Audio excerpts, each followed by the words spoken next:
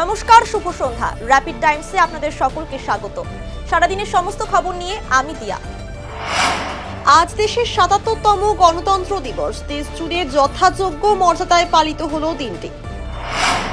দিল্লির কর্তব্যপথে গণতন্ত্র দিবসের অনুষ্ঠান আয়োজিত হলো। এবছর গণতন্ত্র দিবসে বিশেষ অতিথি হিসেবে উপস্থিত ছিলেন ইউরোপীয় কমিশনের 2 প্রতিনিধি। দিল্লির কর্তব্যপথে শক্তি প্রদর্শন করল ভারতের সামরিক বাহিনী, বায়ুসেনা ও নৌসেনা। কলকাতার রেড রোডে অনুষ্ঠিত হলো ৭৭তম সাধারণতন্ত্র দিবসের বর্ণাঢ্য অনুষ্ঠান। এদিন সংবিধান ও গণতন্ত্র রক্ষার অঙ্গীকার গ্রহণের বার্তা দিলেন মুখ্যমন্ত্রী মমতা বন্দ্যোপাধ্যায়। বন্দে ভারত স্লিপার ট্রেনে চালু হতে চলেছে আমিষ খাবার, জানালেন কেন্দ্রীয় শিক্ষা প্রতিমন্ত্রী সুকান্ত মজুমদার। যা কিছু অর্জন করতে পেরেছি সবটাই মায়ের অবদান। প্রয়াত মাকেই পদ্মশ্রী উৎসর্গ করবেন। পদ্ম পুরস্কার প্রাপ্তি নিয়ে বললেন অভিনেতা প্রসেনজিৎ চট্টোপাধ্যায়। সারা দেশের পাশাপাশি শিলিগুড়িতেও পালিত হলো ৭৭তম গণতন্ত্র দিবস।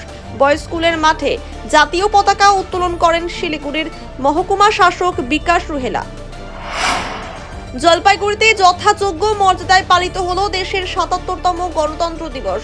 জলপাইগুড়ি টাউন ক্লাব ময়দানে জাতীয় পতাকা উত্তোলন করেন জেলা শাসক শামা পারভিন।